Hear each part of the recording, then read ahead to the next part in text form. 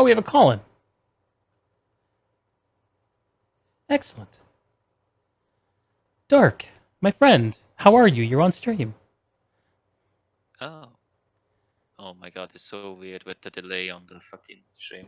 You might want to mute the It's stream, otherwise it's gonna be very weird. yeah. I muted it already with him.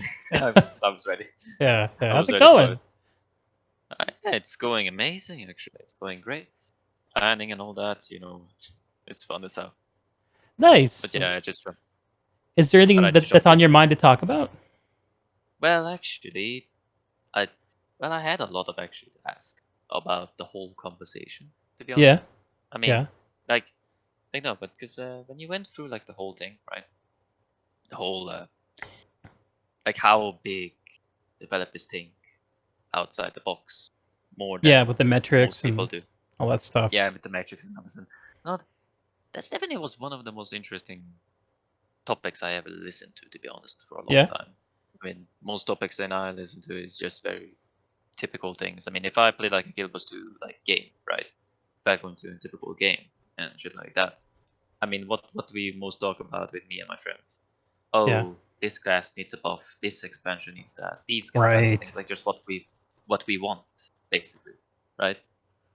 But now that I listen through this thing and with 80% and everything else like that, Uh-huh. I don't know. It just opens up my mind. Like it Uh-huh. has been closed for such a long time, to be honest. Definitely a very interesting thing that I've learned.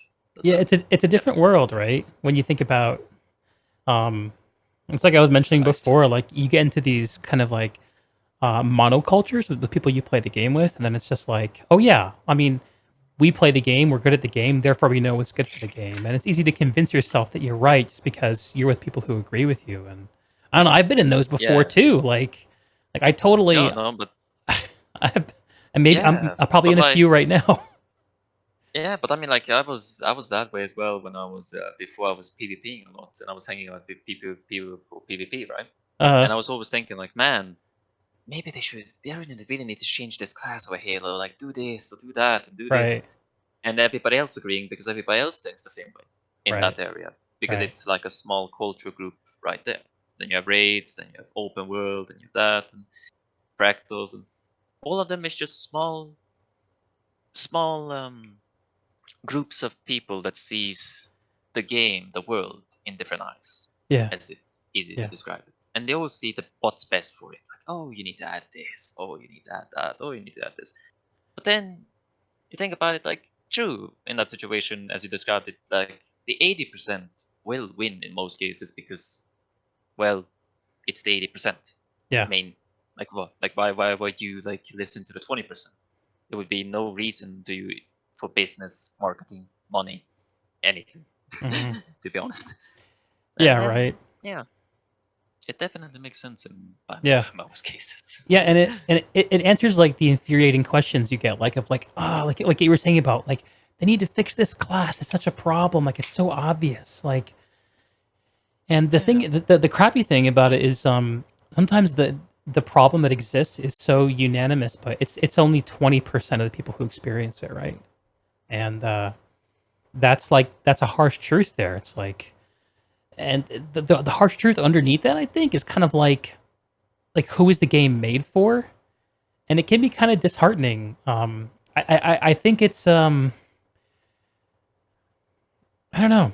I'm actually not really sure to go with this idea, but I think it's a necessary uh, thing to keep in mind. Like it's kind of a dialectic.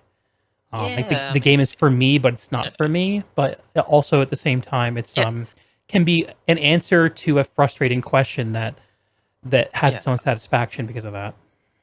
But I mean, like, in the situation, like, yes, the game is for you, but you are, and this is gonna sound a bit like harsh, but you are one person, Yeah. and I'm not saying that one person cannot change things. Like, holy shit, if you have maybe a big enough social media and somehow you can convince more than maybe the 80% to listen to you, Hmm. which is the problem that 80% don't really listen to that. But yeah, if you have that big enough presence, you can move certain things, kind of. Not, but yeah, you Yeah. get it. Yeah. If you have a big enough media presence, you can, in some shape or form, maybe influence. maybe. Yeah, like I'm Depending looking on at like in World of Warcraft, like in the hardcore PvP scene for that game, there's this big movement right yeah, now for solo queue. yeah. Do you know what that means? Mhm.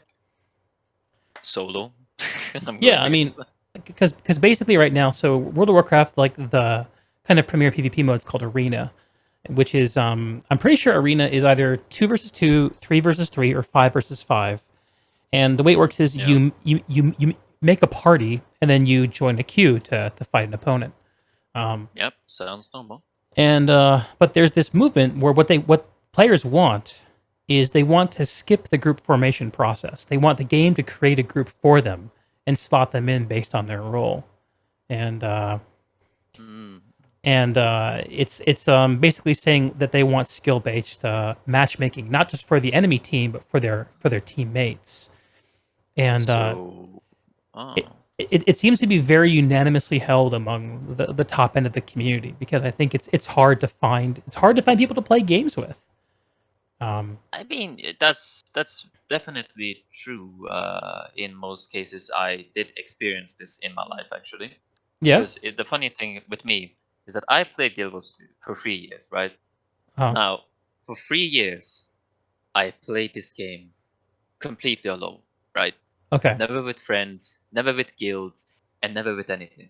For 3 years, I could enjoy this game alone. But when you hit a point, after a certain number amount of shit you did, that you Hmm. just sit there like, it is so fucking boring to be alone. It is Yeah. just so fucking boring. Yes, So I went, brother. so I went away basically. I quit the game, right? I quit the game for like a whole year, Uh, I think. And I went back into it. And this time I decided, you know what? No, I'm not gonna be alone. I'm not gonna let this shit stop me. I'm going to fucking find a way to just get people, right? yeah. So I started doing this weird thing, watching Twitch streamers. Uh huh. And this is funny. Just like I met you in a way, even though I cannot play with you, I met you in one way, in another. And I realized, man, those Twitch streamers, because Guild Wars 2 is not that popular in Twitch. I Hmm. mean, it hasn't even a fucking category in Twitch when I searched it the No, first it's time. very It, small on social yeah, media compared to other games of its relative yeah, size. Yeah. compared to other games. And there's only like three big streamers I know, honestly, which was what, like Guild MM Hmm. and Mighty Teacup and Hmm. Mulko something something. I forgot his name for a Muckluck. second time. Right, Muckluck. McClock. Yeah, Yeah. yeah. Yep. Yep. These three are quite literally the big streamers. Hmm. The king of the situation, which is great because that means they are low streamers. And I went around, in the lower streamers, being active all day, and I met some great streamers. Uh huh. Honestly, some amazing, thoughtful streamers that just, with only having like 5 followers or something like that at the moment, just we're happy to talk, happy to have a conversation, happy to play, Yeah. Yeah. even play the game and everything. It's like, holy shit! I did not realize that this is how easy it is. Uh The only huh. thing you need is just open up, basically. Start Hmm. taking steps forward, I guess you could say. Yeah. And I took step forward, and I met this guy named Afrozac. Right? He's a complete new player to Guild Wars, right? And he Okay. started making streams about it, and very recently. And I joined it because, hey, I like to watch new Guild Wars 2 players come into game. As always, I welcome them and I like to help them as much as possible, obviously. And I like to do that. So I joined his stream, I started talking, and in the end, it ended up with me joining his Discord channel, me talking to him even more, and just making friends Hmm. all of the time. Hmm. And just started playing with them more and more time, more and more things. And now I have constantly to someone to play with. Mm. And it's never been any better, to be honest. That's amazing, dude. like like literally, it has never been any better in my life Yeah. playing And this game than so this. yeah, and let me ask you, like, if the game like tried to duplicate what you're doing by having you enter like a matchmaking queue to find people to play with for everything, like, would that be better? In my opinion, just mine, and just nobody should take it as Uh huh. it would worsen it in a way. Hmm. In How in a so? way, it would make it better, but uh, Yeah, I think I'm on the same page as you. How would it make it worse? What do you think? um, well, in my opinion, like I get why it would be better. I see it, but the reason for my opinion why it would make it worse is just I don't know. It takes away something, and I Yeah. don't know how to call it. it's that connection. Like you, like I mean, of course, like I get it, I understand it, but like I feel like the game has to have these barriers where you need to make friends because then you Mm, get encouraged for you to play that content. You need to get contact with people, mm. and that would make more context equals more people talking to each other equals probably in most cases more positivity then, and in most cases I hope. Of course, I'm not a game developer. Of course, I don't know how this goes We in don't this have the situation, but metrics, yeah, right? I don't have the endless amount of numbers of how many times I have flirted with Mass Effects Man, I would love to to a see those certain extent. numbers. I would love I, to. I I would love to see how many times I flirted with the characters. I would love to see that. Going to Witcher 3 for fuck's sake. It's gonna be Yeah. fucking Uh, over thing. But yeah. To basically I just feel like that gives that barrier that is a good barrier. That is a uh-huh. great barrier because it makes it so that you can have you need to connect with people, and Mm-hmm. that's great. Mm-hmm. Connections are good. Believe me, I enjoy them. But yeah, Mm-hmm. Yeah, and that is my opinion. But yeah, yeah, that's my opinion. you and I are alike in that way, I think, and that it's the connection that you worked for, that you sought after, that didn't come easily, was one that is inherently more rewarding, right? Like Yeah, if you take the always. challenge or the barriers off of something too much, um, you end up making the experience feel worthless. Like if you make combat in the game too easy, right? Like all the meme of Guild Wars 2, like open world and story stuff, right? Like it has that problem, or it has had that problem where um, Yeah, it feels yeah, like the I combat agree is with that. meaningless because so little is asked of you. And in games Yeah. where they find friends for you and find foes for you, like I come Mm, from this background where um, I played um, I played in the early 2000s I told the story 1,000 times, so I apologize, but I played a game called I never heard of it. Team Fortress Classic. It's a first-person shooter multiplayer game. It's team versus Yeah, I heard it. I team, played it. capture the flag. It's a fun game, and Yeah. this is before there was any kind of matchmaking in video games. It came out in 1999. And I got into it, and the way you play it is you would join a server, and it would rotate their maps, and you'd hang out with people, and you'd see Mm, clan tags. And, oh, there's clan tag. What are clans? And I joined a clan, and yeah. I started competing in matches, and I was like, oh, I can do this better than my clan does. I made my own clan, and I ended up Oh.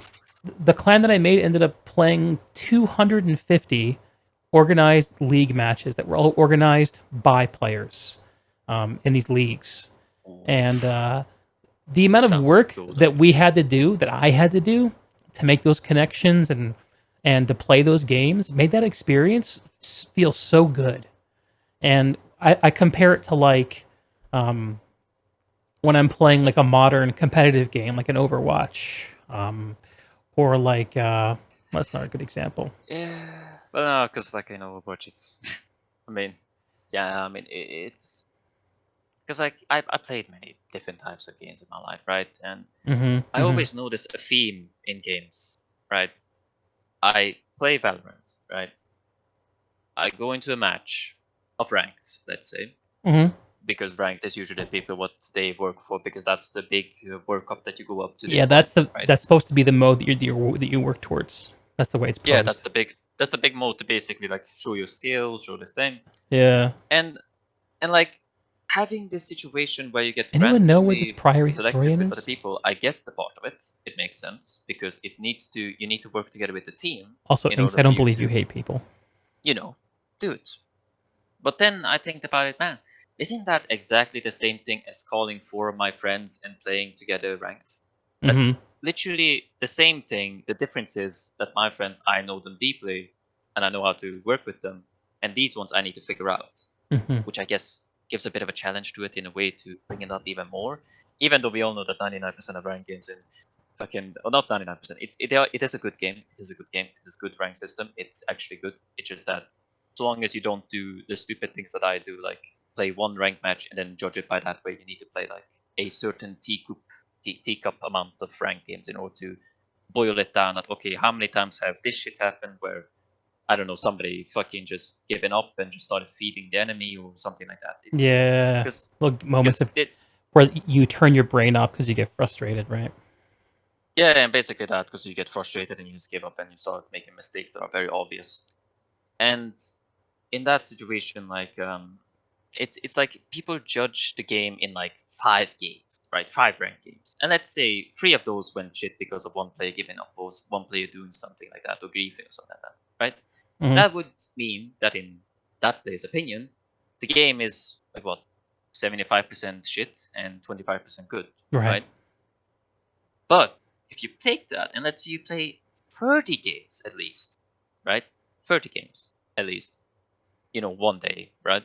Mhm. Which is not the worst. I mean, it's kind of is the worst section. I don't think about it, but if you do it, let's say that 20 of those were good, and 10 of those were shit. Mhm. Then you realize that in a number wise, you realize that, man, this game is a lot more good than shit. And that's the thing that usually people have to do within FPS haters. That just Yeah. always interested me to play more of the rank, because otherwise it's just gonna look like complete shit. Literally. Yeah. Um, Yeah. You have to get a big enough sample size, right? yeah, big enough sample size. That's how Yeah. it works. Yeah. Mm. I mean, I kind of Oh. hesitate to use that term because I think that people don't inherently think statistically about things. But yeah, I read somewhere. Um, I've cited this a number of times as well. A fellow from Riot R&D, the company that makes League of Legends, put out a data point from his research or from some research that apparently the point at which players feel a game is fair is when they win 2 times out of 3. That gives a player an inherent sense of fairness. I think that is so interesting because, like, one of the I games I like mean, to play is a game called yeah. well, like, because like I think about like shooters especially, where one of the stats that usually gets boiled down is kill to death ratio, right? KD Well, yeah. or KDA, depending on what game you're playing. And I Yeah, remember KD, KD. when I played TFC back more than 20 years ago, I used to always try to get at least 2 to 1 KD, and if I didn't, I was bad.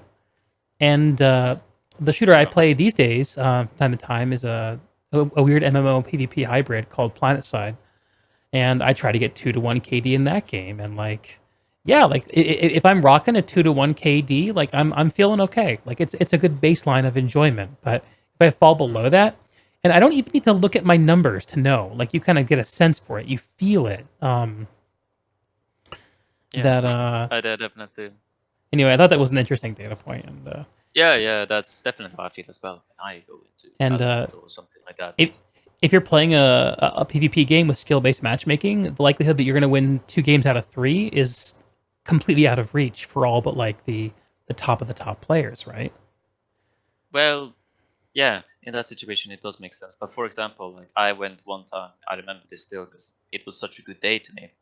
I went to Valorant and I started solo queuing up for some rank, right? Uh, And I was in like silver 3. okay. And suddenly I win a match. I'm like, okay, good start. Yep. Winning a match. I mean, There you it was go. fun. I go in, I win again. I'm like, okay. Maybe I shouldn't play the second one because I pushed my luck, or something like that, Uh-huh. because I'm starting to feel Uh-huh. like my luck is running out. But I'm like, you know what? Let's try it again, and I win again, right? And then I'm Oh, just like sitting there, and I'm just thinking like, oh my god, 3 wins. Maybe I should not play now because this is 3 wins. you This is some rare tempting shit. fate. This Yet I'm literally feeling like I'm gambling, even though this is a skill-based shooter. Uh, Like it makes no sense. It makes zero sense. And uh, I go in, and I win again. And then after that, I got so scared I didn't even dare to play the game next that you 4. got freaked out. I I'm won like, four nope, times. That's not supposed to happen. that's not. It's supposed to back and forward. That's That's so true. But hilarious. nah, you know what? I just saw 4 games. I'm like, yeah, you know what? Also, side note, I did want to play in my life Planet Side 2, but it was so CPU heavy I couldn't play it, and it was sad. But yeah. Oh, PlanetSide 2, yeah, it's that's brutal on computers. I think we're only getting to a point Yeah. now where current PC hardware makes it bearable. Which is so funny to me, considering The that. first PlanetSide game that came out in 2004 had the same problem. I played both games.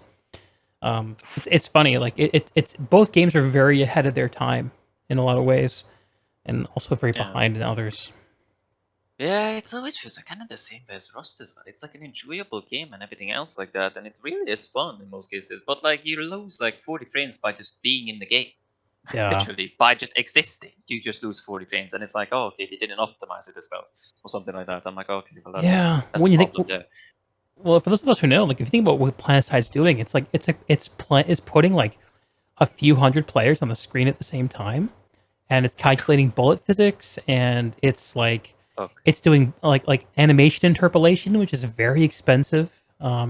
And none And of it's it's like, oh, NPCs; it's all actual players. So it's like it's just extremely technically impressive what it does, but there's a yeah, price for that. So yeah, it's like one of those things. Where it's like, like you think, ah, man, like if you would just make something like that, it's like you're going ahead in time, but like at the same time, there's like, I mean, who has that PC to actually play run Planet Side 2 clearly 60 I didn't know FPS with that, no Inks. problem? Who are you thinking Like, of? my man, if there's Yeah, ever someone like that, I'm hoping that I can just fucking get their PC someday when they die, just accidentally. Fucking yeah, like that sort of good PC and everything else like that. yeah, But like, yeah, yeah. And oh PlanetSide's man, it another reminds me. game where I think it's pretty interesting because that game is like a continent-sized PvP game. The way that it works is it's kind of like a very large public server where you have your realm that you play on, and you go to a continent, and whoever else goes to that continent is there, and all the best players on that realm are there, all the worst players on that realm are there. Like there's no fairness to it. It's incredibly it's this incredibly brutal PvP sandbox, and it's Ooh, that actually sounds. Oh, it's a part of the game that can be insanely rewarding. Like if you can find a way to play it where you actually get the upper hand, like it's one of the coolest payoffs in gaming, I think. But I think it is very poorly ooh. telegraphed to in the way that PlanetSide presents itself, because it kind of tells this story of being like a big like sci-fi war simulator, which it can be if you play with big groups of people. But most people who play that game, I don't think play with big groups. Most people play it solo. I In which mean, case, it's a Margaret Crone. Sorry, Inks is saying that there's a someone who was a big Guild Wars PvPer before they worked on PlanetSide 2, and Margaret Crone is actually, I think she's oh, part of the Ashes of Creation team now, isn't she? oh, goddamn, I would holy love to shit. talk to her. She was known as Ooh, that would. I think her handle was Luperza when she worked on PlanetSide. Ooh, goddamn, sounds like the most interesting interview in the whole world, literally. There are so Goddamn. many people with a crazy amount of cool experiences, man. So many people out there. Um, But it's it's a actually, crying this. shame that those stories haven't been told. Yeah, like that's the whole thing. Like, for example, like let's take Meek for example, right? Okay. Like the thing about it. Oh, let's take actually me, but like I mean the whole player base that I know, right? Okay. Let's say I have a friend that has a really interesting thought, like an interesting mind thing that he has in his mind where he just like he thoughts about it, right? Hmm. But like something deeply about Guild Wars 2, right? The problem is the best he could do in most cases is shared with like a few people. Hmm. Like, maybe he shares with his friend, maybe this, maybe me, and that's great. But like, let's say that maybe this thing could be a very good thing to know for everybody. But the problem Hmm. is like, how do you get everybody to listen to you? By having, well, a It's big hard, social man. media. If the Yeah. only way is just having a big social media and basically getting into people and just like making Hmm. interviews and talking to this and that's the part and all of this type of shit. And it's like it's interesting, but it's like very punishing because like you don't hear the lower ranks opinion. You only hear the dudes who are like the high person, and they do reach down and they try to listen to the small ones and talk to them and give out the small ones request. Hmm. But that's not individual. That's Hmm. just one, as you say, 80% of Hmm. what people think. And then we have the 20% over there, and you have that, and then you have that 1%, that player that has its own Yeah. thought, but you can never Yeah. hear it once because Yeah. only the 80% will be heard in his life, nothing more. Yeah. I think that And like that's the major thing in the favor of the 20% is like, so a big part of the reason, I think I mentioned this during the talk, that I like doing what I'm doing is I get to hear a lot of ideas. Some of them agree with me, some of them disagree with me. And whenever I hear an idea that I had not thought about before, I get a chance to improve shh. my understanding. Oh, everything cool? Yeah, just give me 10 seconds. I need to doing something. You say a Teams meeting? Microsoft Teams.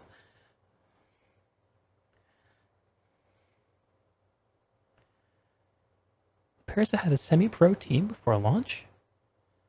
Huh, I gotta look that up. Semi-protein. Oh, amazing. Who am I talking to? Ethel? Oh, Omicron Leather. man. Gotta say this one, it's hot in Sweden. Oh yeah? Holy shit. Is it really? It's How hot? It's surprise. I mean, it's 45 degrees. Record almost in this situation. Oh Holy shit. It's like And what, I'm just morning sitting for there. you? It's getting to be morning. Yeah. Fun Okay. fact: I haven't slept today. Cause I haven't slept. Uh-huh. Even better, because like I Oh. don't know.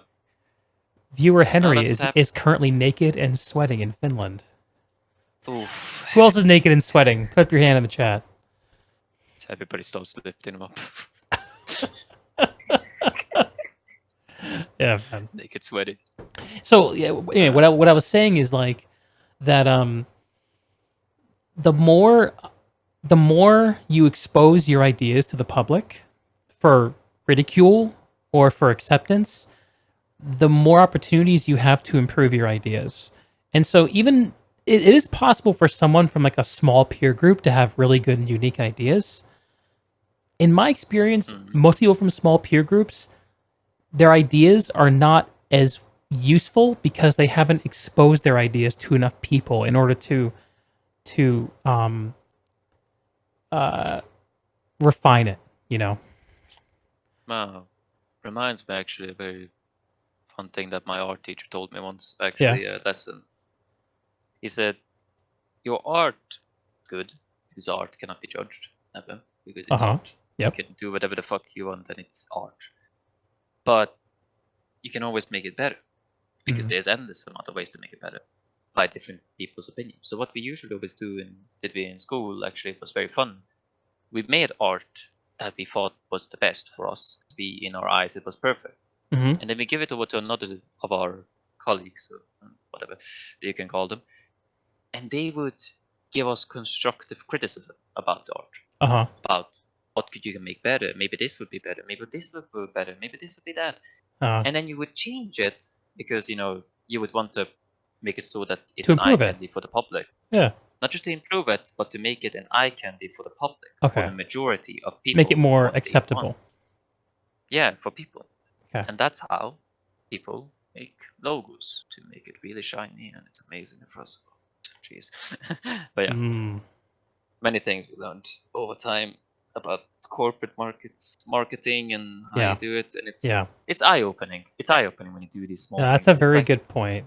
Like yes, I guess there's a fine line between kind of whitewashing your ideas by just kind of and okay, maybe that's the wrong word. Whitewashing. I never heard that word in my life. I mean, I guess it depends who you listen to. So like a lot of the ideas that I get these days don't come from within the gaming community.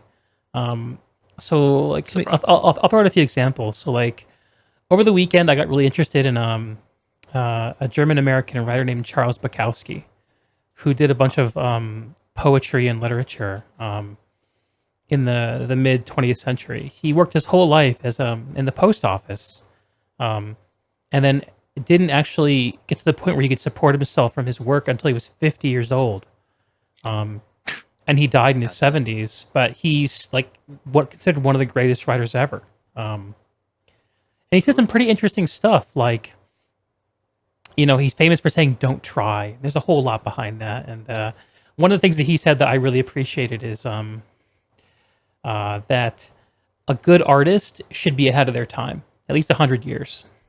And if you're appreciated in your own time, it means you aren't being progressive enough.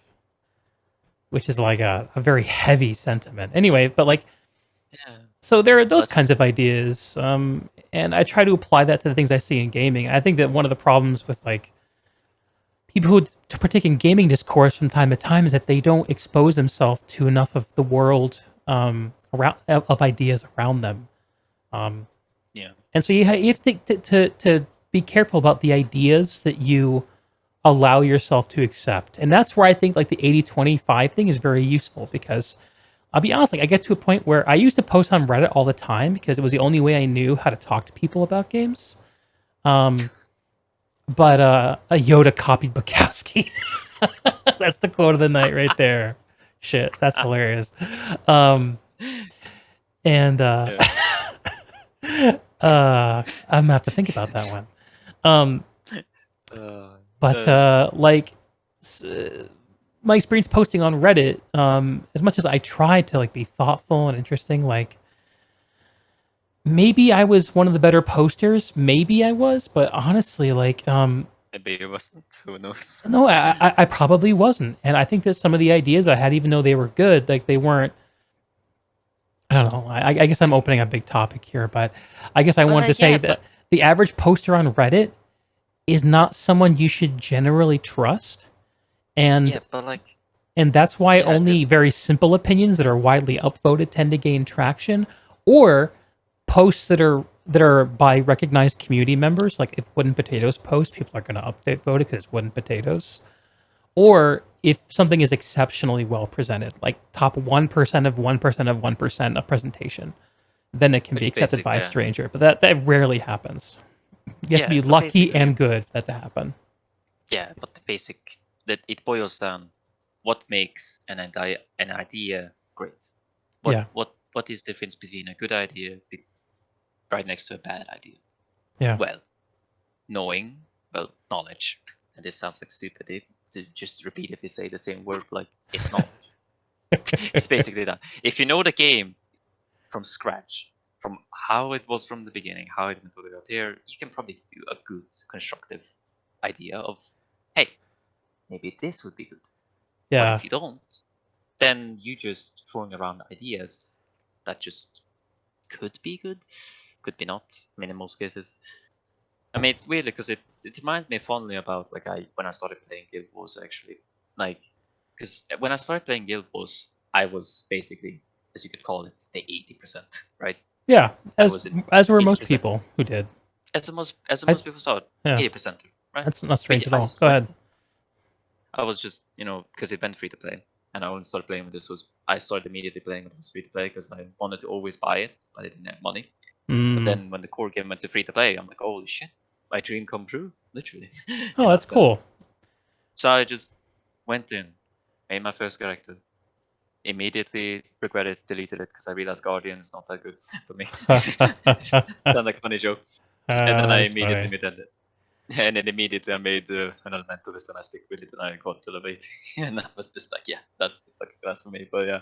And I realized that there's so much joy from just starting a game. I'm like, Yes. just seeing the areas, doing quests, listening Hmm. to story.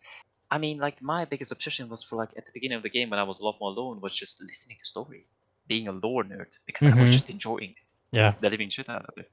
And it's like, man, it's so fun to have people that I can discuss these things with. And I always Yeah, wanted these basic things. And you realize that bro. yes, and yes, alone you can be as well. Alone you can also enjoy a pretty good amount of actually. Hmm. Shit, I did this for 2 years. I can definitely say that you can enjoy a good amount of that. But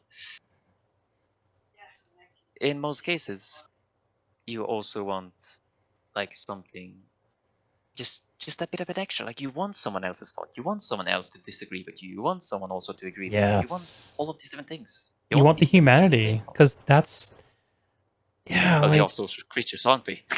I mean, I think it's weird. that's Like all. I think a game is at its best when it gives you like a mixture of like what you know and what you're comfortable with, and new things. And I've actually heard it suggested that the proper ratio of those two things is 20-80. So that's kind of interesting. Yeah, and Um, that's the thing. Like these are the things where like you start up at the beginning and you experience the game for the first time. Everybody can relate to that in any MMO. You just mhm. say, no matter which MMO you say, relate to your first character you make.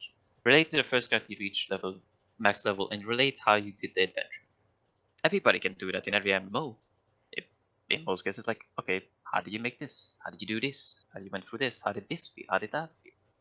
How did you make friends? How did you do this? How did you do that? And it's like, you can explain it in any MMO.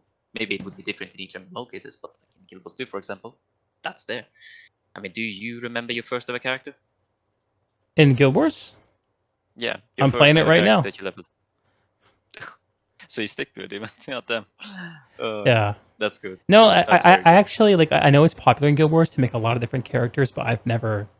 That's not the way I play MMOs. I make a character and I play that character. It's part of it is because I don't Yeah, like but repeating content over and over again, and part of it is just because I kind of enjoy getting attached to my character. That's part of the fun. And yeah, yeah. But that's like the biggest problem that I actually had with Guild Wars 2, and this is gonna sound kind of obvious. People did the story for once from top to bottom yeah, once. Love it. Doing it again, it's hell. yeah. Literally. Oh, I Because think you're right, dude. I think that's true. I think that's yeah, true. because I did this story so many times. It's Yeah, maddening. the personal It's story. actually, it's like you go through your first personal story. It's like, oh my god, it's cool, and I want to make a This new is character just to uh see huh. it. It does I feel want to cool make a new because character. like you're learning about how the world works. You're learning how combat works. Like everything Everything. is new, and the story is just one thing. But And like man, the thing about it, I still could make it like interesting before, because like I could choose different paths to make it a little bit more interesting. Of course, everything boils down to Sight and dying for the first yeah, time, I right? mean, how But interesting like, actually is that? But yeah, I but like take your the point. yeah, but the first two, the first 10 and 20, those are completely different sometimes, and it's Yeah. like by what you choose, and it's like, oh my god, Yeah, the first 20 I can levels choose. for different races and stuff like that can be very different. I think it's really Yeah, true. and technically, I guess 30 as well, because then you meet different Is orders it and do 40 when different. you Yeah, choose 30. your order? No, 30, 30, 30. 30, You choose okay. your order, which that's, and after 30, you kind of just choose one of those factions. And still, like, the three different factions you could choose was definitely interesting. I mean, I replayed it just to see, like, what would Order Whisper do? What would this do? What would Vigila do? And I experienced it as many times, as many different ways as possible, because I was interested. But then after you did all of that, every single one of those, like I did, and you make a new character, and you think, man, I know that the end at episode 8 of your first storyline, you get 5 tomes of knowledge, which could be really useful for my next character for leveling up. Hmm. I gotta go through all of these stories again, and I'm just skipping them all, like fucking, like Yeah. it's like skipping ads from Efficient fucking YouTube gamer. or something. You just start become more and more efficient because you just realize, I don't know why people become efficient naturally, but I guess that's just how it works. It's because the game tells you that the rewards are important and people want to not waste their time. Um, Huh? Why would you want? MMO Inc. says You already know what. the Deroyer. There's an interesting point. Yeah, like Yeah. I think it's pretty natural actually. So like one of my hot takes is like on the idea that given a chance, gamers will optimize the fun out of anything. I think that that's Mhm. true, but I think that that's reflective of a basic human quality, not a gamer quality, which is that people intrinsically know when their time is contributing towards a goal they care about. And if they don't care about the goal, they'll feel like they're wasting their time. And MMOs and RPGs put up a lot of different goals for us to care about. Um, it's really hard to detach. Like you look at me, like what am I doing right now in the game while we're talking? I need volatile Sky scale. magic to unlock my sky scale, and I'm just like bumming around one of the open world maps. Probably being very inefficient about it, but if I actually just So pulled up the event page on my side screen. I'm like, oh, is the Palawadan happening? Because I'm pretty sure you get a lot of volatile magic from that, right? yeah, because you just So get the game knowledge over time, and yeah, it's like that sort of thing. But yeah, it's like I have like but like half an hour till that comes up. Anyway, yeah, but like yeah, it's just one of those things that I realized over time. But that's yeah, how it is, and these it sounds are all enlightened gamer thoughts. yeah, but like they sound in a weird way, kind of like useless in a way, What's in a useless? weird way. Mm-hmm. Like these thoughts, like about old times, because Mm, as we sometimes learn about it, the past is the past. It will never change. okay. Even if you try to reenact the same thing that happened before, it will never be exactly the same. I will never feel as satisfaction about learning the combat again. Again, maybe I mean I guess you could do actually elite specialization. So now I will actually say that back Dude, because I need elite specs so bad. Yeah, it I was think we not should as have good as gotten that. release specs in 2019. I was so bummed that Icebridge Saga didn't deliver those. I mean, I was more, I was more thinking about because like I know how it's weird. Like I never enjoy no longer playing the core specs of the class. Well, It's so they're so I much less just interesting. yeah, because like I mean, like I know what Guardian does. I mean, I did all of the abilities. I know exactly. I would rather play Dragon Hunter, Yeah, Firebrand. I mean, those sounds interesting. Holy shit! Look at that ability. Look at they that shit. Look are. at this shit. Dude, And like, Firebrand has so many skills it can use. It's like a heavy armor elementalist. and it's like I guess that's the way that you just relearn combat again. Like, oh, holy shit! Look at this power. Look at that. I mean, shit. I was playing like Reaper, right? On my Hmm. Necro, because I'm a Necro main, of course. Even though that sounds like such a used situation nowadays, because like Reaper is everybody's a Necro a person. cool spec. I was talking to Yeah, Brazil, and he's like, he basically just plays Guild Wars 2 to play as Reaper these days, like, and play with his yeah, girlfriend. It's like his sole thing that he yeah, cares about. yeah, and it's very cool. But like, think about it. I only played Reaper for a long time, but I never once touched Scorch, right? Hmm. And the first time ever, I finally unlocked every single skill. I made a build for it, obviously condition and shit like that, just some simple sick build like that. And I cannot believe the amount of fun that I was having. Yeah, Like, man. it's stupid. It's stupid that I was enjoying combat just Hmm. because of the abilities. It sounds stupid, but like, I could. No, And like humans intrinsically enjoy learning things that feel valuable and new. Like it's part of the basic man, programming. It's part of what makes fun. It's part of why my friends won't play games like this, and instead they play a different AAA game every 2 weeks. You yeah, know, playing GTA 5 as always. or that, Yeah, yeah. yeah, Like, yeah, and that's the thing. And it's like, I look at GTA 5 gameplay, right? And I look at that, I'm like, oh, very cool. I mean, like Red Dead Redemption 2, for example, as well. That's like, okay, look, like the graphics, like the gameplay, it's realistic, it's cool, it's very nice, big money, very good. But like, okay, okay. for, for me, if I would actually buy Red Dead Redemption 2, right, I would have fun, definitely, for like the first 10 hours. But I know I will hit a point where I get bored, right? I mean, it's the same way as you start Skyrim for the first time ever, right? Like, for example, Skyrim. This is a fun fact. I played 2,000 hours of Skyrim, right? And Oh man, my man. I and 2,000 hours, okay, that's amazing. I think if I add up my modding time and playing time, I might have like 1,200. and this is the weird thing. Default Skyrim, I can still play, right? I can usually get enjoyable, but there's a problem with me now. I cannot play on any other difficulty but legendary. I Yeah. just I just cannot enjoy the game Well, unless it's legendary. you know the game It's too just too well. Yeah. Yeah, that's the thing. I know every single small thing about it. And like if I don't play on legendary, I will sit there bored and just dumbfounded. Like I feel like I'm just getting dumber and dumber. Like at least legendary, okay, I need to think at least that. I cannot attack this head that much. And I just like do that. Then yeah, I use every single thing that I know of my knowledge, every single advantage just to kill one enemy. And that feels satisfying. But then that also gets boring because then I also start realizing, oh, this is good, this is good. So what do I do then? Easy modding. Modding, and then you bruh. just do and then you just do that. And then you realize, yep, that's it. You reach peak infinity. Because you can mod endlessly. You can test out this, that, this shit. Or even just do stupid shit like Cursed Skyrim mod 101. That's Dude, fucking fun. I have a modded Skyrim playthrough still waiting for me. Fun story, I've never finished the main story in Skyrim. Yeah, neither did I. Actually, I never did it. Like, I mean, like that's the thing.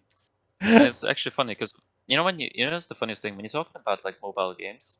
It reminded me of something. I was a small child because I was born in Hungary, right?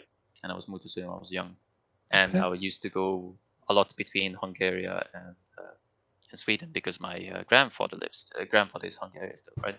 Okay. And we used to go with boat back and forward, right?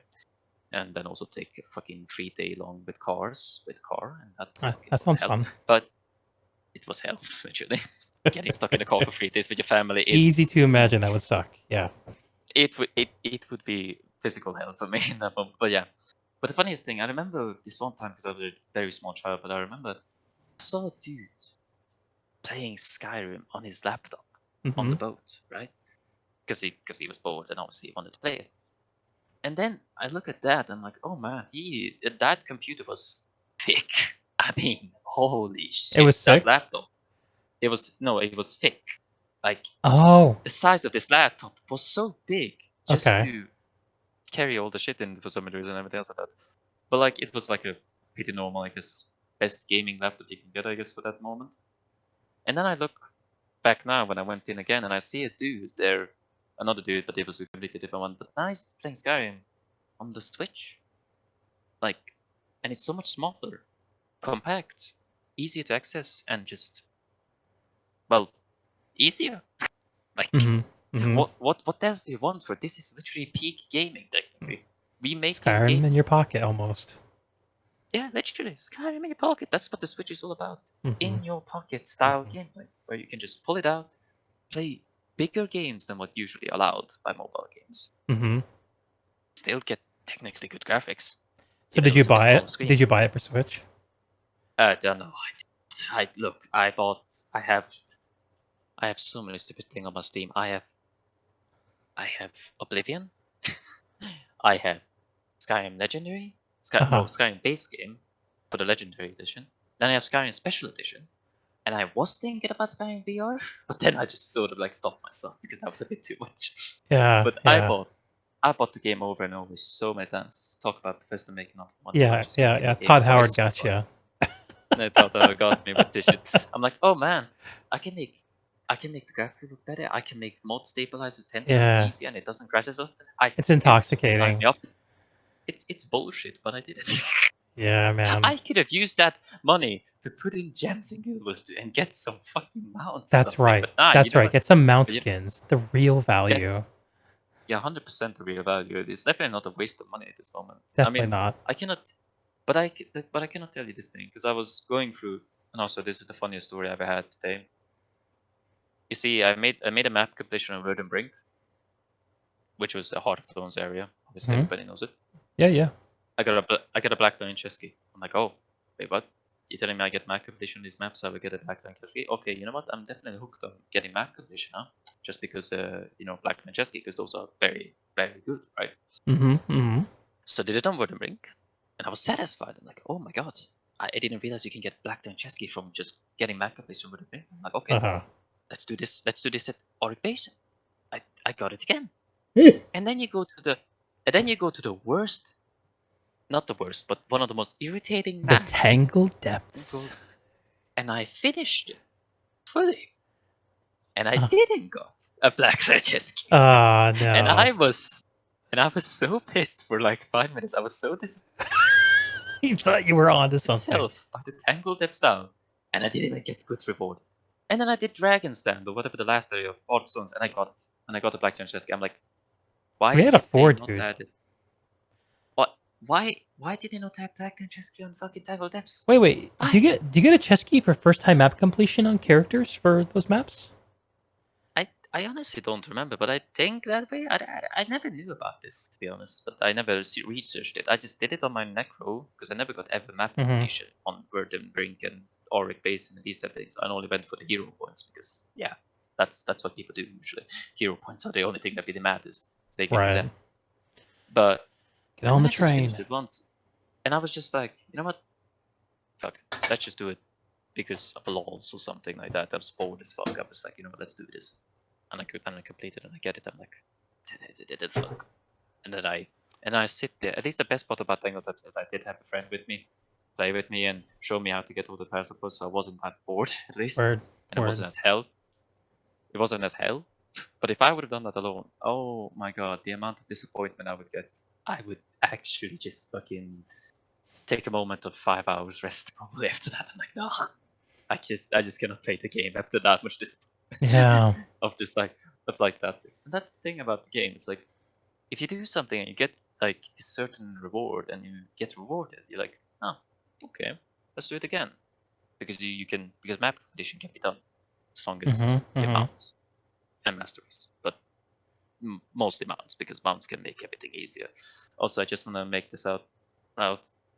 Mounts are amazing. I True. love them, and I would never. I cannot imagine a world without them no longer now.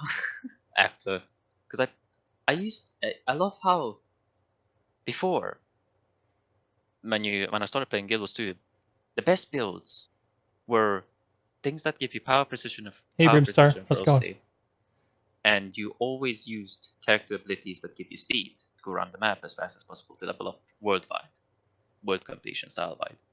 That's what the style was before. Mm-hmm. And now you have mounts, and it's like, okay, now you don't have to focus on this type of movement style ability. You can actually focus whatever the fuck you want because, well, again, you have mounts.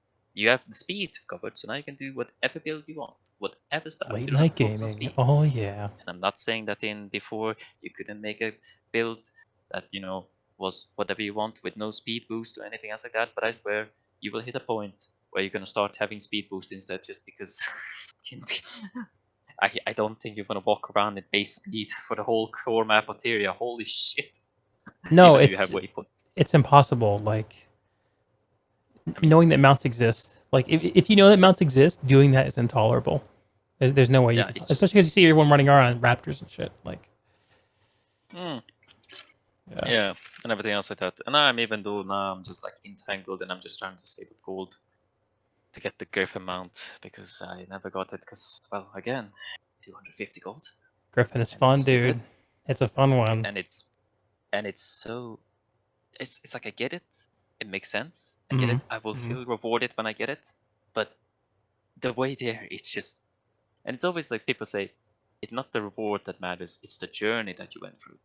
But I Uh-huh. don't think that those people got 250 gold, completed the achievement, and did that because like the way that people make that saying is like, yeah, you did that sort of thing, and you learned how to make extremely good amount of gold because you probably looked up all the gold guys in the whole world and everything else. But yeah, in that sense, Mm-hmm. definitely makes sense in that Hey, situation. Inks. But it was good day, Inks. Inks, is that you?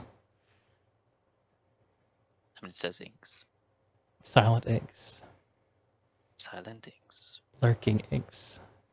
Trying to see if it's working. I hear you. Definitely. Well, Dark, hey, it's been really fun talking to you. Thanks for calling in. We'll do this again sometime soon. And thanks for hanging out. I think I'm gonna see what Inks has to say, and we'll continue the conversation there.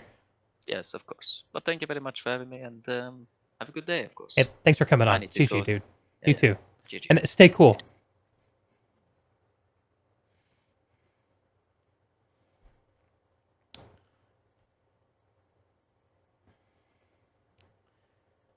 Thanks, my friend. Yeah, I was just playing with some levels. What's going on? Hey, dude. It's going on, man. I'm just No, I don't. talking about I don't have a games, hot thinking about rebuttal games. for anything that was said. No, it was an interesting conversation. Thank you. That's a high compliment from you. Yeah, it's I have this word bubbling around in my head sometimes that I'm tempted to apply to arguments that I see, and the word is like gamer logic. And I asked myself, like, where does this idea come from? It comes from the idea that, well, what I was talking about. Like, there's this 20% of people who think that they speak for everybody and who have these opinions that they have because they have a monoculture. And I don't know. I think it's useful to know when you're wrong.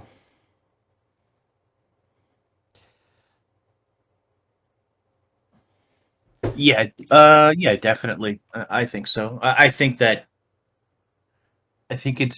for most people, it's probably difficult for them to know that they're wrong, Uh-huh. or I would say for a lot of people, they think that their opinion is fact Right. rather than it actually being a fact. Everyone thinks this. That kind of idea. Right. Yeah. Everyone Yeah. knows For sure. Firebrand's overpowered. That kind of idea. Right. Yeah. And then I think the other part of that is the bubble that you belong to, Mm-hmm. and whatever the prevailing opinion, whatever the strongest opinion in that group is, Yeah. becomes fact. Even if it isn't. Yes. Yeah. I think that's a very relevant point, especially given the the Guild Wars 2 Twitch meta that's been going on. Some Well, and very I think strong it's voices that are difficult. dominating things lately. I think it can be difficult sometimes to realize that you're part of that echo chamber. Mm-hmm. Um, I guess a good litmus test or whatever for myself was I would be on different podcasts where Guild Gab was very different from Tea Time in terms of Yeah. not only the guests but the community that surrounds those podcasts. Right. Very different players in terms of what's important to them. How are they different? How would you characterize that difference? Um, so for a long time, the meme was, and I'm going to pick on Aurora Peachy a little bit, Okay. but for a long time, the meme was the Bog Otters and the Aurora Peachies, Mm-hmm. which, by the way, ArenaNet loves, Yes. were very casual, party time, show off your outfits kind of content. Mm-hmm. And Tea Time was a more critical, cynical look at the game and more hardcore into raiding and end game sort of content. Mm-hmm. Right. But what's important to realize is, Aurora Peachy and Bog Otter, they were raiders. They had their own raiding group, Mm-hmm. and they were clearing all of the same content that the various people in Tea Time would as well. Not as quickly, but they would still clear that content before new content came out. Mm-hmm.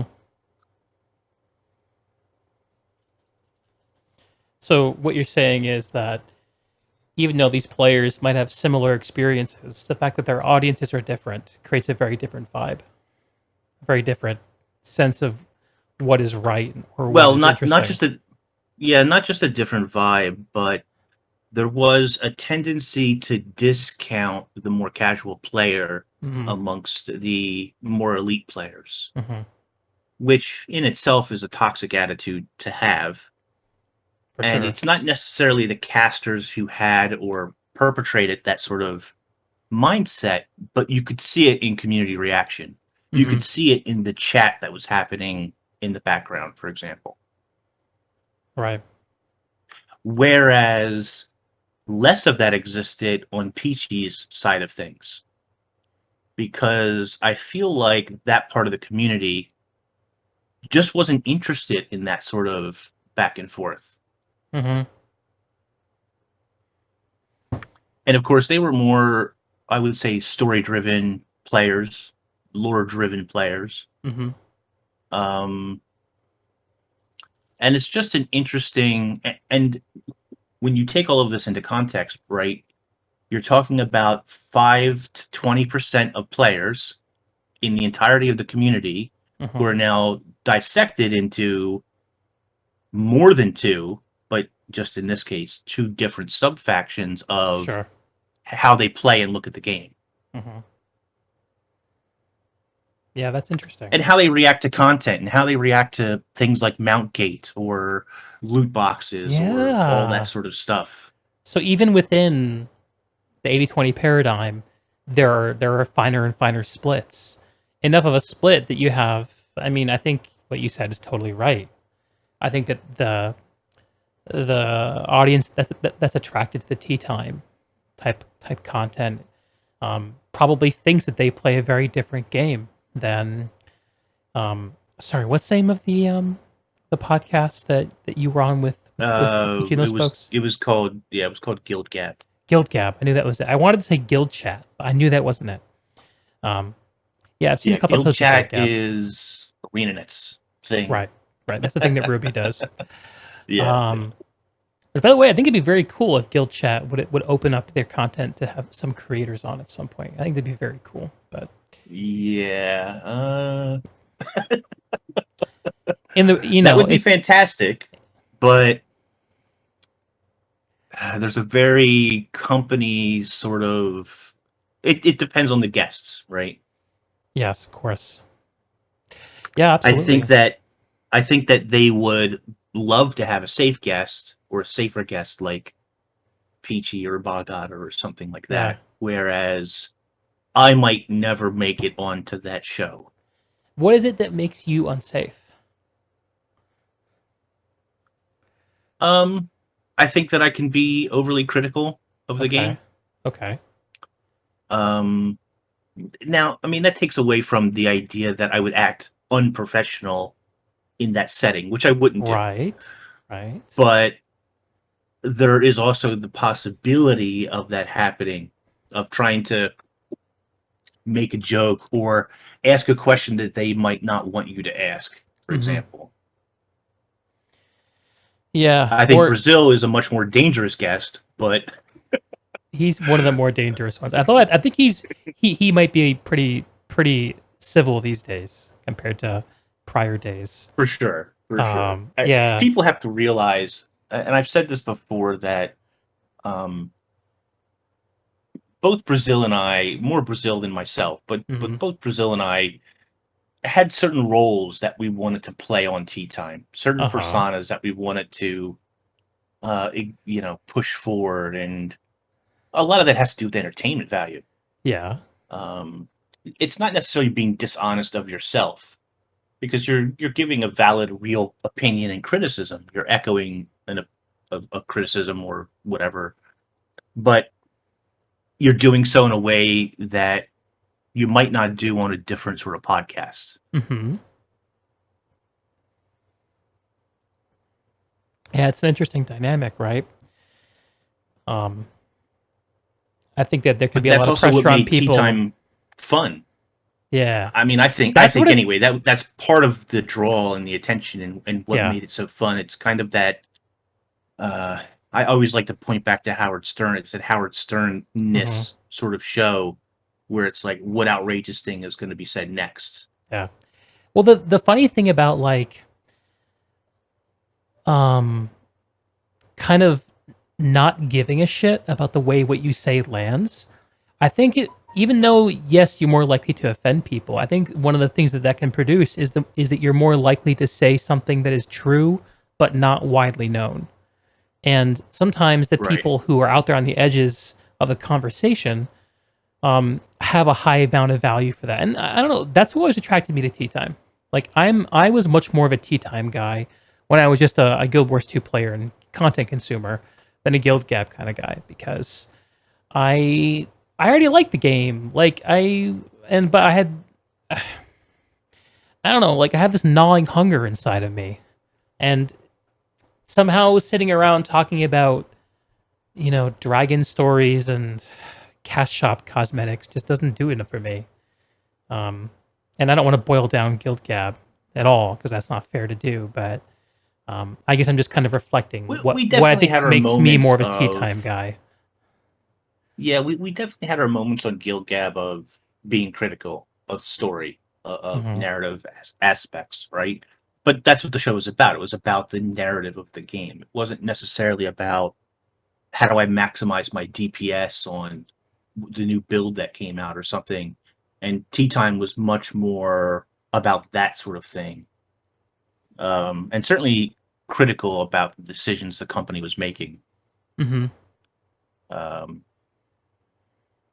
some of which would get us in trouble from time to time. Some of which, but that made for outrageous, funny moments. Yeah. Yeah. Yeah. It's not a nice thing to say that you think that the story is written by kids from the Make a Wish Foundation, Uh but huh. Brazil said that. Uh huh. Uh huh. And the reaction was not just laughter, but kind of like, I can't believe you just said that. Oh yeah. That's Um, a moment. That's a moment. Well, and yeah, he's saying a yeah, thing in a funny definitely. way that a lot of people think, and that's like it's you take on the place of being like the jester in society, right? That's the point of the court jester, is to say things to the king that normally can't be said to the king, to tell the king what's But wrong with but their kingdom. it's a real fine line on what the king is going to Yes, tolerate and for yes. how long. And what's the difference? The difference is how artful you are. The difference is in the presentation. So yeah, I don't know. I think you We need definitely had jesters. some fun times. Um, You say had like it's all over. You think there's gonna be more tea times coming well, up? I think Teapot wants to revive Tea Time, sort of in a different form and in a slightly different format. He's Teapot himself is definitely changed as a person, grown as a person, I guess you Okay. would say. Okay. And he's always had a fairly positive spin on the game, but I think now he's really trying to build something to make it last and really put that positive spin on the game Yeah. itself, Yeah. which doesn't leave a ton of room for somebody like me, but it leaves a little bit of room. Yeah. There's also such a thing as being overly negative, too critical of decisions that really aren't as bad as they seem. Mm-hmm. And some of that for myself, I know I'm self-aware that my time in the game and with the game has added to that over the years. Mm-hmm. Yeah. Yeah. Well, I mean, I've seen Teapot change his approach over the last year with great interest. I think that his is and um his Guild Wars 2 positivity kind of initiative, which is not solely credited to him, of course, but um, the idea that the highest moral virtue is to play the game with others. Um, it's an interesting one. Um, I hope it works for him because he's certainly working hard for it. And it's interesting that you say that you think there's less of a place for you in his conversation. I hope that's not true. I hope that Teapot stays open to accepting gestures, because I think that that's Oh, something for you need. sure. I don't mean it to sound like he's shutting it off, but I think that the community that he's building around it now are The audience. less tolerant of how far they're willing to let a joke go Hmm. Hmm. or how out there a joke can be, or even how critical you can be of certain things, Hmm. you know. Um, Regardless of how they feel, Icebrood Saga was a major letdown and failure. Hmm. Hmm. Um, and everybody knows why. It's not a secret that they Yeah, had to cut it's the the elephant in the room. number of people, the assets to the amount of money and the other assets that they dedicated to IBS. It didn't have to be that way, but from a business perspective, it had to be that way.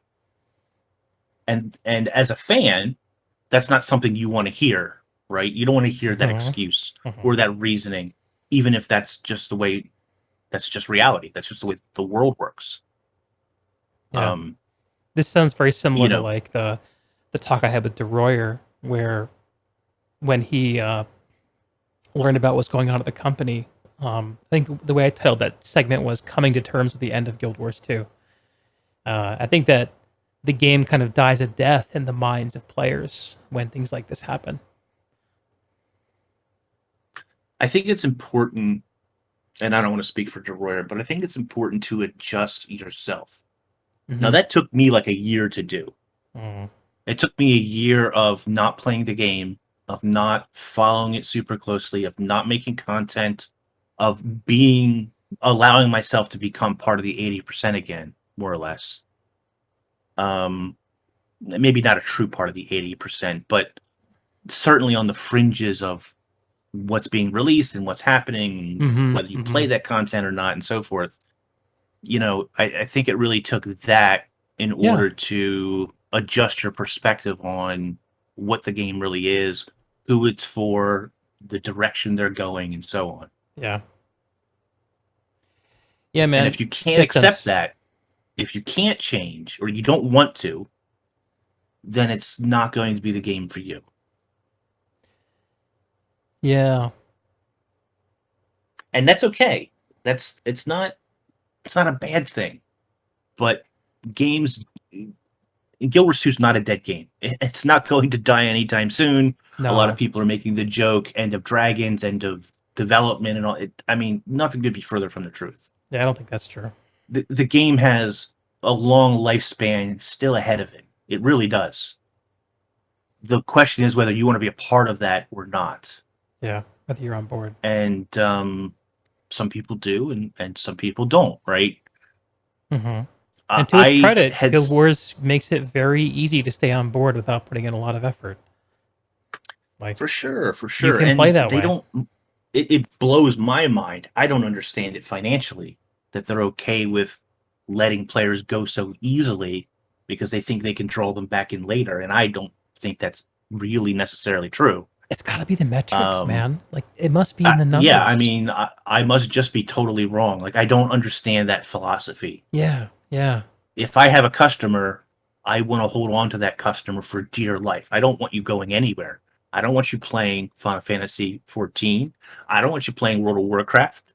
I want to release as much content, if not more content than them, to keep you hooked into my game, to keep you buying shop stuff. And I don't want you playing other games. I don't want you having other experiences. I want you to have my experience. That's right. But Stay that's in the not how garden. ArenaNet operates. Yeah. Yeah, well, I mean, I don't And they've never operated that way, actually. I don't know if any game can actually pull that off, though. No, I don't. That's I the don't thing. think so.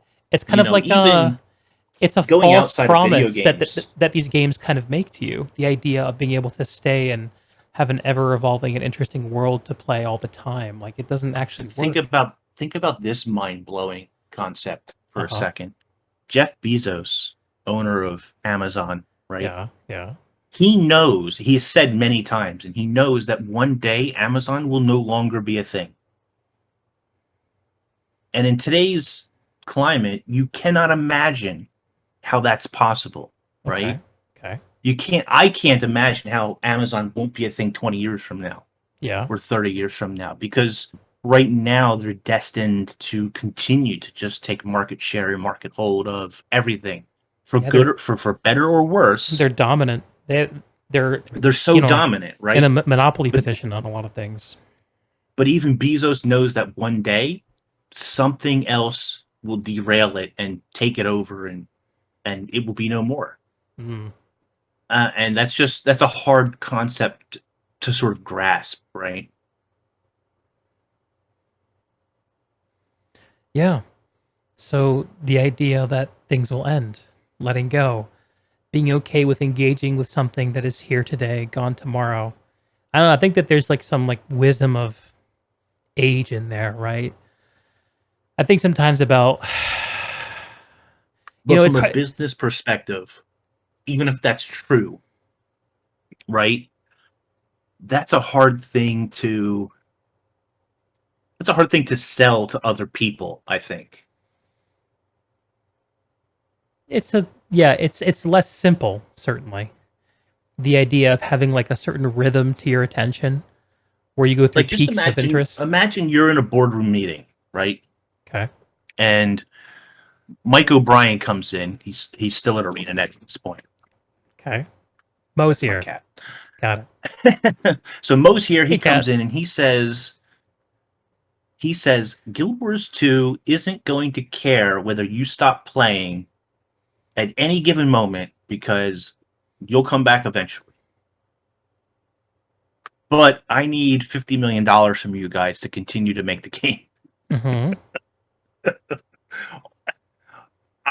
That's a hard sell. I don't know that I'm giving you my money if you say that your philosophy is you're okay losing customers whenever. Yeah, I don't know. I think when it came time for Guild Wars 2, that I just got to imagine that the pitch was a lot more numbers based, to say we expect this number of daily users, and we expect this much revenue from our cash shop based on that. And like, I don't know. I tend to think that most of the time those things get boiled down to the point where whether or not a player is logging in every single day or not, or whether dedicated players have reasons to play all the time, it kind of doesn't hit the surface, I think, when you're talking to investors. It's all about what results you can produce, and that's purely selling Well, and I think it comes back to the cash shop. maybe game time is correlated with the cash shop stuff, but I'm not sure how highly correlated it is. How many people are coming in to play Living World releases and they buy everything on the gem store when they come back? They play for a single day, they buy everything on the gem store, they have a great time, and then and my wife is a great example of that customer. Really? She won't play Guild Wars 2 for months or if not years. Like she will only log in just to log in and get the content. But if she logs in and sees a pair of wings, dragon wings, for example, for your backpack, she will buy them for $10.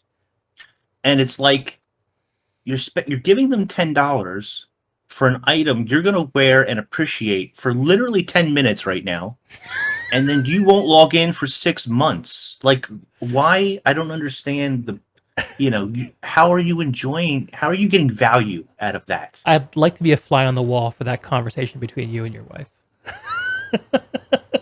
I won't. It used to be that a new patch would come out and I would say, oh, they added like parrot wings or gold wings or something.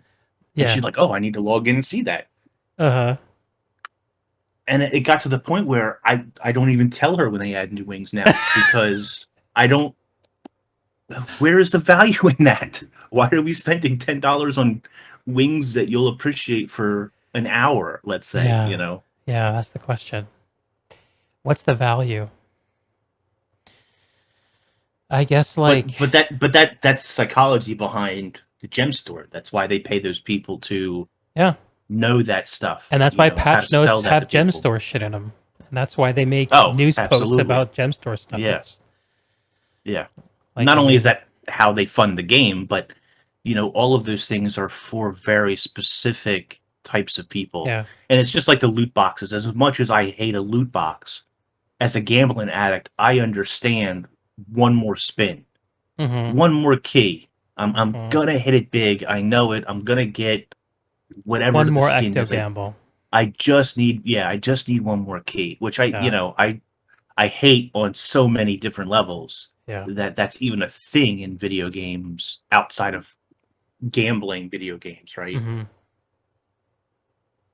But they know that people are so addicted to gambling that not only is it a big money maker, but as far as ecto gambling goes, it's a huge resource drain and sink that the game needs. It's a gold sink. You need those in your game. Trading post taxes, ecto gambling, that kind of stuff.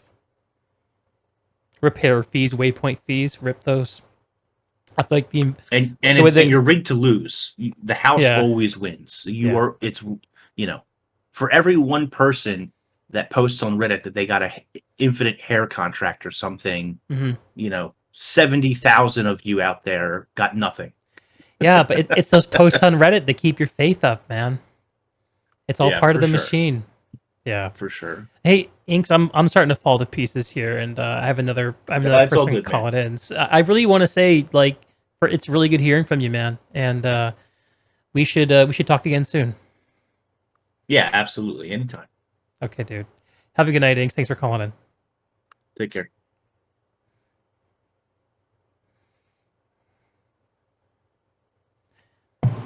Brimstar, hello. You're on the stream. Hey. What's up?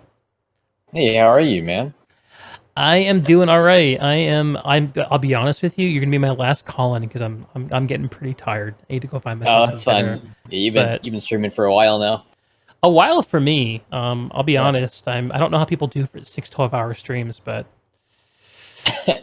apparently people do. It's next level. I mean, I loved your conversation with Cameron so much. I watched all of it. Oh yeah, it was great. Rich. Thank you. Oh my god, it was a fantastic discussion. I loved it. This whole talk about how he met Mo and just how he got into the company blew me away. Bro, that story is like that should be in a movie. That story, I feel like. That's exactly what I was thinking. Yeah. Yeah. Wow. Yeah, Cameron's a really, really cool standout dude. He's a real outlier in that sense, and he's got all this passion and what a dream to have a game you love and just make a big bet and it works and you're working the game, and that's why I titled the podcast what did I call it? Living the Dream, right? It's amazing. Really was. He had this whole long story of how he pursued one thing, and you're right. It's kind of like a movie, right? Like he just got everything he wanted, and then still with the company now. But man, that's some great talks. Yeah, really insightful how he does things now. Mm-hmm. I'm curious to see what he does for EOD. Me too. I think he mentioned it. Correct me if I'm wrong, but on your talk with him, he was he like a lead for encounters now? Was that the deal? Or was he just Yeah. My takeaway is that he is the person overseeing all of the encounter design for End of Dragons. So wow, he's which is interesting, right? Because he designed Shattered Observatory, Nightmare Fractal. Like he worked on so much of this content that I think kind of at its time pushed encounter design forward for the game. And I don't know. I think that's a cool sign for the future for people who want a more mechanically interesting game to play. I hope that. I agree. No, I mean, those fractals he did specifically, they blew me away. I love the fractals, but those specifically, like the encounters are just they're great encounters. Yeah, so man. Totally. Here's for hoping he blows it out of the water, man. Yeah. Good stuff. We'll know more in about a month. July 27th. That's right. Yeah. And Matthew Medina next. I can't wait for that. Yeah, that's exciting. That's exciting. Really, really exciting. Yeah. And I'm just gonna keep it rolling. What were you gonna ask? Do you prep for these things before you do these long interviews, or Mm-hmm. Yeah, so you just kind of go on the fly? So what I do to prepare is kind of not super consistent at the moment, but a good rule of thumb would be once I've decided I want to invite somebody and I work through logistics of scheduling, which can take a few hours depending on how available someone is, over weeks or months, back and forth communication. Then once you lock in a date, then it's about 1 hour of prep per 1 hour of recording time per 1 hour of post-production. So if you look at the podcast I did with Cameron, I did about half a day of prep to come in with have an understanding of what he worked on, what his what things he's interested in would be, all that good stuff. Because I think what makes the podcasts more consumable than having your average kind of interview back and forth where question answer. Of course, it's my style, right, where I'm kind of digging in and relating to people. But beyond that, it's having an arc in mind, to saying, I think that here is the kind of arc of the story I want to tell in this podcast about this person. And when I actually sit down to talk with them, the interesting thing is a lot of times the arc that I have prepared gets blown out of the water. And I got to figure it out on the fly, which way, where is it going to go? A good example of that would be talking to Tom Abernathy, the studio narrative director, where he is such a a powerful personality that he just grabs a hold of the conversation. And you're just hanging on for the ride, man. It's intense, but it's amazing. Whereas other conversations are much more I get to kind of set the pace, and with Cameron, it was a little more me setting the pace. And so I just kind of took it through I did a chronology, which is the simplest arc of all. But yeah, that's about surprises me that you say that, because I don't know, your interview style, it seems like it just comes so naturally, which is a great thing, to your credit. Thank you. Because it's literally just like you're with a friend and you're at a coffee shop and you're just having a nice chat. Nothing feels really forced, which is great. That's what I love about it. Yeah. Well, part of that is setting the right expectations for people. So the fact that I've interviewed a few developers means people who get invited can go see what I've done before, and they know what it's like. And part of it's just skill. Before I started doing this, I worked for years in technology doing consulting work, and a lot of that is talking to people about what they want out of software and how to do it. And on the left hand, you have a business user who's clueless about how technology works, but knows what they want the technology to do. And on the other hand, you have engineers who don't know how the business works, but they know how to build this stuff. And my job is to make sure the two parties can kind of connect. And I think that having that real world experience can help prepare me for this. That plus the fact that I've been gaming forever and I care about this shit, but you can't. Yeah. That's just a No, it material. bleeds through, man. I can feel it. The whole conversation with Josh Foreman. That was a powerful conversation because he's such a very articulate guy and everything he does, very meticulous. And I love Josh for that reason. He's doing his book. He's doing he sculpts all the time on stream. He's a guy who I wonder how does he get time for literally anything. You know what I mean? Me too. He's always going. Josh is bursting at the seams with creativity. Mm-hmm. He was an impressive person to talk to. I think of all people I've talked to, I came away from his conversation with the biggest reading list. Of like, oh, I need to look at this, and this. Like, is he just like, oh, do you used to do this, do that? Like, he has like a lot of things he draws upon, a very broad perspective, and I love that. I think that's the what's the French word melange, which was used in the fictional work Dune, as the in universe word to describe the spice, which kind of is what that whole universe runs on. In terms of it's the most rare resource, and melange is a French word that means variety. So it's kind of a funny wordplay to say variety is the spice of life, and Josh is a good example of that. Wholeheartedly, yeah. He's a great guy. I wish him all the best whatever he's doing now. I think he's a different studio. I think that his new game just debuted at E3. Blankos Block Party. Right? Yeah. Hey. Yeah.